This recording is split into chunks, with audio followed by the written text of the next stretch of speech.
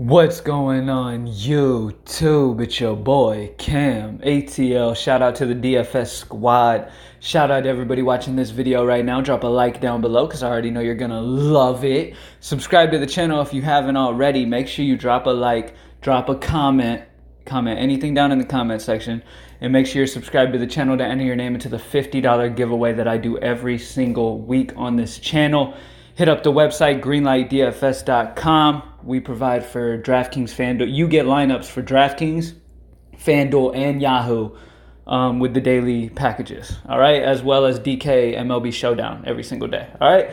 So let's go ahead and get to it. I'm not going to waste too much time. I know I told you guys I'm going to start posting my videos in the morning most of the time. That is still the case. I just have a really good feel on this Friday slate, so I'm going to go ahead and put it out early this time, all right?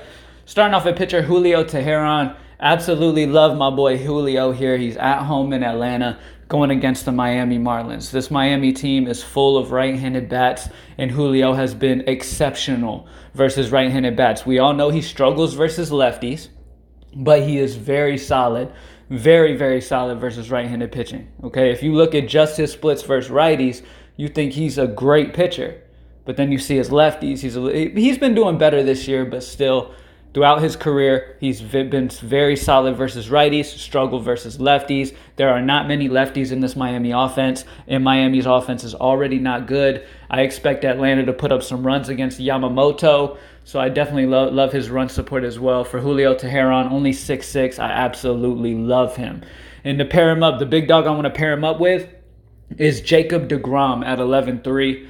I love him here at home in New York. He has not gotten blown up at home all season. He didn't have a great game last game, but that's his only game where he wasn't really good while at home in New York this entire season. Now he's going against a Philly team that was just in Atlanta, and now they're traveling to New York to play this game. Okay, they're a free swinging team. Bryce Harper himself is going to strike out 2 times. So these guys, they love to swing the bat. They strike out a lot. I definitely love Jacob deGrom here. I think he is a very, very solid play at 11-3. You can make a case for a lot of these upper tier pitchers on this slate. Justin Verlander going against the Angels. I don't love it because this Angels offense is so good with Ohtani healthy, Upton back in the lineup. They are a dangerous offense, so I'm not too interested in trying to go Verlander at 12,000. Clayton Kershaw doesn't pitch very deep. He doesn't pitch as deep as Jacob deGrom, so that's the issue with Kershaw. You could always make a case for Zach Greinke at 9.7. Colorado is traveling from Colorado to Arizona. That is a downgrade in parks for them, and we all know when Colorado goes from playing at home for a while, they go with that Coors hangover when they go to the next place. I think Zach Greinke could end up being really solid, have a solid K rate here in this game. Colorado strikes out a good amount, and they're in Arizona, so I like Greinke as well. I'm not too interested in Tanaka. This Tampa Bay offense is a solid offense. They are missing some good bats in their lineup. But other than that, I mean, that offense has been doing very, very well. So I'm not too worried about it. Not too interested in Tanaka, to be honest with you. Eduardo is solid. All right, he's a guy that I was considering for sure. If you don't love deGrom, you can definitely go Eduardo if you would like against Detroit. We know Detroit is not a very good offense. Eduardo has already done well versus this Detroit team so far this year. And to top it off, Boston is my favorite stack of this slate. One of them at least. When it comes to first looks, Carpenter has gotten absolutely manhandled. And there's a lot of bats in this Boston lineup that slug lefties big time. So Boston's one of my favorite stacks on this slate. So I definitely love the run support for Eduardo as well. So I would not fault you if you want to drop down from deGrom to Eduardo Rodriguez. But that's pretty much it. I just wanted to mention those guys to you guys.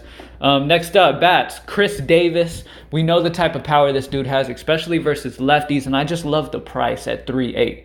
Okay, at 3.8, you're getting a guy who's got double dong potential at all times. I know he hasn't been lighting it up, but he's got double dong potential against lefties. Kikuchi is a lefty who struggles versus righties, gives up some hard contact.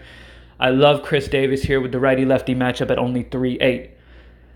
Randall Grichuk is a guy who mashes righties. He hits righties very, very well, and he gets the honor of going against Dylan Bundy. Bundy is a solid pitcher, okay? He had years where he just had to pitch in Baltimore. It's just a horrible pitcher park, you know, and he's in a bad situation based off of the park he has to deal with pitching in, because Baltimore is a very hitter-friendly ballpark, so it always is tough for him. Now, Bundy gives up a ton of hard contact. He always has a solid K rate.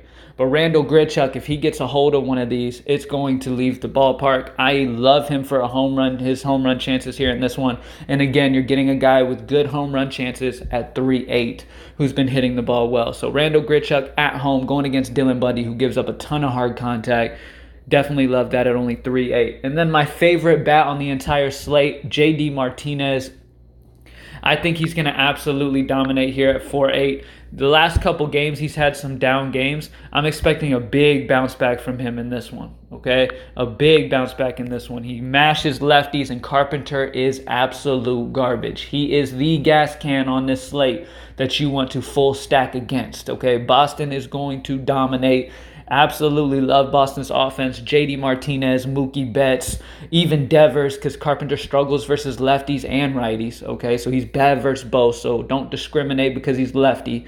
Devers has been absolutely tearing the ball up. Xander Bogaerts is another. There's tons of guys in this Boston lineup that I absolutely love. Obviously, they're all fairly high priced. So if you're going that route, you're going to need to go Eduardo, which is fine because you're getting some run support from your bats with your pitcher. I definitely love when I'm stacking a team to have the pitcher as well a lot of the time, because if that stack that I love does in fact go off, then most of the time I'm getting that run support from my pitcher and getting that W from my pitcher as well.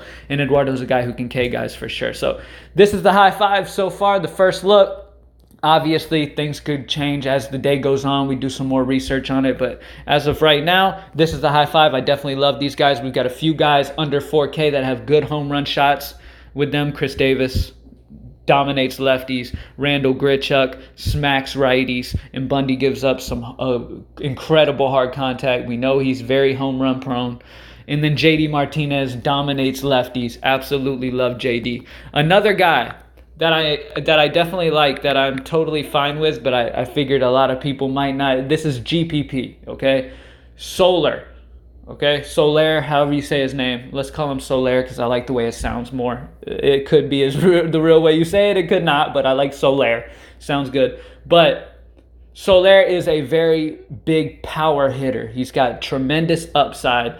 And he's going against a pitcher who's not that great. He's been okay the last few starts, but he's still kind of new to the league. We don't know too much about him, but I definitely like Soler. He mashes righties. This is definitely a good spot for him as well at 3.9.